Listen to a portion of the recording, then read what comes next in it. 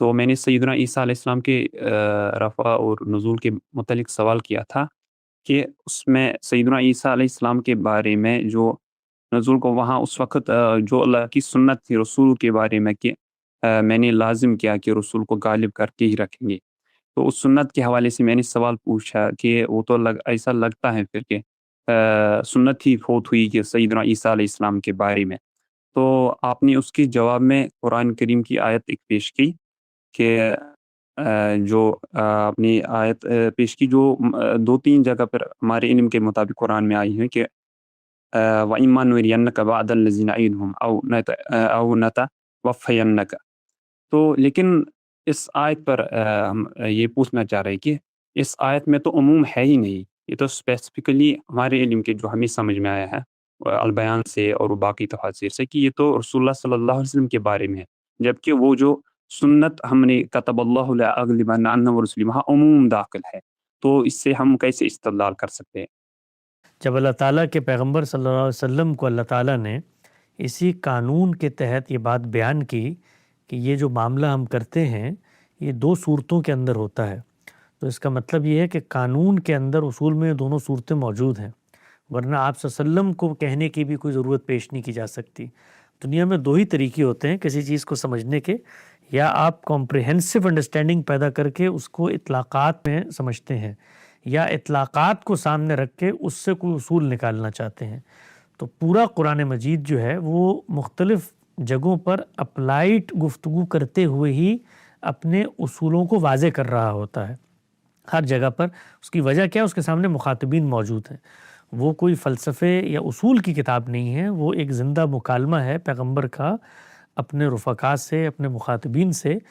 تو اس میں یہ قانون بیان ہوا ہے ہر جگہ پہ، یہ چیز کہ کتب اللہ لاغلبن انا ورسلی یہ بیان ہو گیا، گویا یہ اصولی اسٹیٹمنٹ ہے، اس کے بعد اور کوئی استثناء پیدا نہیں کیا سکتا۔ یہ سب ہمارے ذہن کی منطقی کار فرمائی ہوتی ہے، اس کا اس سے کوئی تعلق نہیں ہے۔ ایک موقع پہ وہاں پر بھی آپ دیکھیے یہ بھی اسپیسیفک پس منظر میں بیان ہوا ہے، یہ آیت پڑھ لیں کتب اللہ لاغلبن انا ورسلی، وہاں پر بھی رسالت پاک صلی اللہ علیہ وسلم کے پس منظر میں بیان ہوا ہے، تو وہاں پر سیدنا مسیح کا آپ استثناء کیسے نکالتے ہیں؟ تو پوری بات یہ ہے کہ عذاب پیغمبر کے آنے کے بعد آتا ہے، اس کو قرآن مجید نے بیان کیا ہے، وَمَا كُنَّا مُعَذِّبِينَ حَتَّى نَبْعَثَ رَسُولًا، جب تک رسول نہیں بھیجتے تب تک عذاب نہیں دیتے۔ اب اس کی صورتیں کیا ہوں گی، اس کو ہم کیسے جانیں گے؟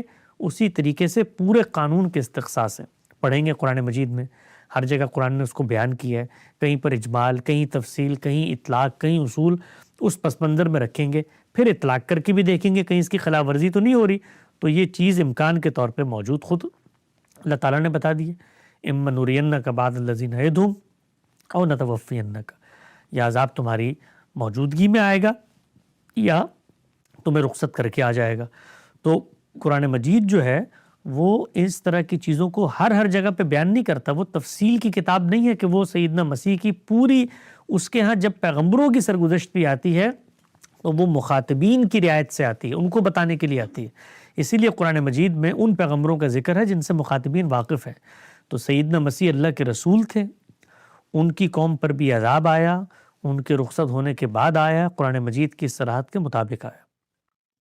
لیکن حسن بھائی اس میں جو کہ جو سیدنا عیسیٰ کے متبعین ہیں وہ اب غالب کیسے ہیں؟ کیونکہ جو مجھے سمجھ میں آیا، کیونکہ میں نے غامدی صاحب کی وہ سیریز 2 دفعہ دیکھی ہے۔ غلبہ جو ہے، غلبہ اس وقت دیا جائے گا، غلبہ اس وقت دیا جائے گا، میرا خیال ہے پورے قانون کو آپ پہلے 23 اعتراضات سیریز میں قانون اتمام حجت کے تحت ہم نے اس کو بیان کیا ہے، غلبہ اس وقت ملے گا جب اتنی بڑی تعداد افراد کی موجود ہو جو دارالہجرت میں وہاں سے ہجرت کر کے جائے، ان کو عذاب سے نکالا جاتا ہے۔ سیدنا مسیح کے ساتھ تو یہ معاملہ ہوا ہی نہیں، یعنی اس قانون کے اندر کنڈیشنل چیزیں ہیں، یہ ہوگا تو پھر یہ کام ہوگا۔ ہاتھوں سے عذاب آئے گا، کب آئے گا ہاتھوں سے عذاب؟ اس وقت جب ہاتھوں سے عذاب دینے کی پوزیشن میں ہوں گے آپ کے اوپر رسول اللہ صلی اللہ علیہ وسلم پر بفرض محال اگر آپ مان لیں کوئی بھی شخص ایمان نہ لاتا تو پھر عذاب کی وہی دوسری صورت باقی تھی کہ پھر آسمان سے اترتا یا کسی دوسری قوم کو لے کے آیا جاتا۔ تو یہاں پر تو پورا مرحلہ ہے، پیغمبر آتا ہے، انذار کرتا ہے، انذار عام کرتا ہے، اتمام حجت، ہجرت و برات، پھر جزا و سزا، اور پھر اس کے نتیجے میں جو جزا ملتی ہے وہ غلبے کی صورت میں نمودار ہوتی ہے۔ تو سیدنا مسیح کے معاملے میں تو قوم بنی ہی نہیں، 4 لوگ بھی ایمان نہیں لائے، تو وہاں پر غلبے کا تو سوال ہی پیدا نہیں ہوتا نا. جو حسن بھائی پھر متبعین ہیں وہ کون لوگ ہیں جس کے بارے میں وہ سورۃ آل عمران کی وہ جو مشہور آیت ہیں اس کے بارے میں؟ کیا دوبارہ کہیے گا، آواز کٹ گئی. جی حسن بھائی، جو وہ متبعین کون لوگ ہیں جن کے بارے میں اللہ نے متبعین کون لوگ ہیں جن کے بارے میں، وہ بالکل دوسرا قانون ہے. اس قانون کا قانون اتمام حجت سے کوئی تعلق نہیں ہے. وہ قانون قوموں کے استفاع سے متعلق ہے. آج سورہ آل عمران میں اس آیت کا آپ ذکر کر رہے ہیں جس میں اللہ تعالیٰ نے کہا ہے کہ اب قیامت تک تمہارے ماننے والوں کا غلبہ نہ ماننے والوں پر رہے گا. اس آیت کا ذکر کر رہے ہیں. بھائی اسی آیت جی اس آیت کا تعلق قانون اتمام حجت سے نہیں ہے. اس آیت کا تعلق قوموں کے استفاع کی سنت سے ہے. اور سیدنا مسیح کے ساتھ یہ دونوں معاملات پیرلل ہوئے ہیں. وہ ایک منتخب قوم بنی اسرائیل کی جس کو شہادت کے منصب پر فائز کیا تھا امام الرسول سیدنا ابراہیم کی ذریت میں انتخاب کر کے، اور پے در پے وہ نبی بھیجے تھے تاکہ اب پیغمبروں کے بعد قوم شہادت کا فریضہ انجام دے. اس میں آخری پیغمبر کی حیثیت سے آئے ہیں، تو قوم بھی شہادت کے منصب سے معزول ہو گئی.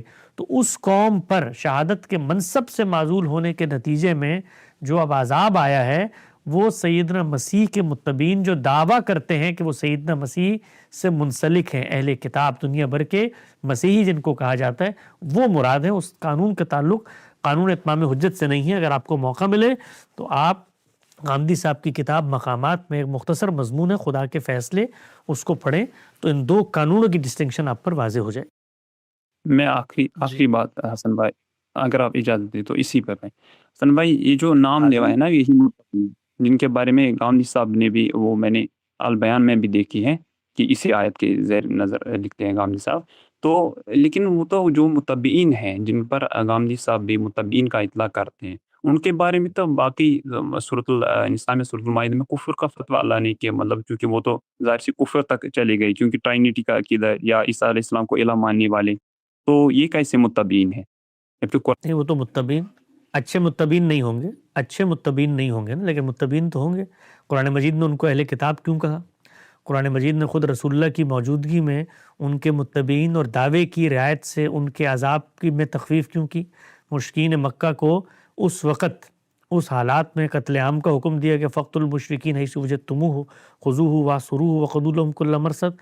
سورہ توبہ میں اس حکم کو اس سے الگ کر کے متبعین کے لیے کیوں بیان کیا گیا کہ ان کے لیے محکومی اور جزیے کا عذاب ہے؟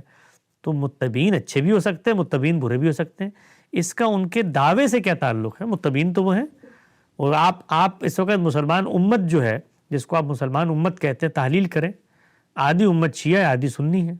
تو ہمارے نزدیک تو وہ انحراف پہ کھڑے ہوئے ہیں، بہت بڑا انحراف ہے. نبوت کے انسٹیٹیوشن میں ایک انحراف امامت کا پیدا کر لیا. تو کیا وہ مسلمان نہیں، متبعین تو رہیں گے. متبع کا کیا مطلب ہے؟ وہ جو دعویٰ کر رہے اتباع کا، دعویٰ تو وہ کر رہے ہیں، دعویٰ تو سیدنا مسیح کی اتباع بھی کر، اس میں انحرافات پیدا کر لیتے تو پوری مسلمان امت میں انحرافات پیدا ہوئے ہیں. بریلویوں کے الگ انحرافات ہیں، صوفیہ کے اپنے انحراف، تو وہ متبعین نہیں رہیں گے اس کے نتیجے میں. یہ منطقی طریقہ ہے چیزوں کو دیکھنے کا. متبع وہ ہوتا ہے جو دعویٰ اتباع کرے، دعویٰ اتباع کے بعد اس کے ہاں صحیح دین کا بھی ظہور ہو جائے. یہ شرط کہاں لکھی ہوئی ہے؟ ہونا چاہیے. تو برے متبعین ہوں گے لیکن ہوں گے تو وہی متبعین مسیحی ہیں، اہل کتابی ہیں. لیکن وہ غلبہ سر حسن بھائی وہی رہا نا پھر بھی رسول کے ساتھ جو وہ غلبہ کن کے ذریعے پھر ہوا؟ رسول کے ساتھی تو یہاں زیر بحث نہیں ہے، رسول کے ساتھی تو یہاں پہ زیر بحث نہیں ہے. اس کی میں نے آپ کو وضاحت کر دی کہ قانون میں رسول کے ساتھیوں کا غلبہ اتمام حجت کے تحت تب ملتا ہے کہ جب رسول کی موجودگی میں اتنی بڑی تعداد ایمان لے آئے جن کو پھر رسول وہاں سے نکال کے لے جاتا ہے. اس قانون کا اس قانون سے کوئی تعلق نہیں ہے. یہ قوموں کے استفاع کا قانون ہے. اس میں رسولوں کے متبعین زیر بحث ہیں، رسولوں کے صحابہ زیر بحث نہیں ہے. اس کو ویسے بڑی تفصیل سے غامدی صاحب نے بیان کیا ہے.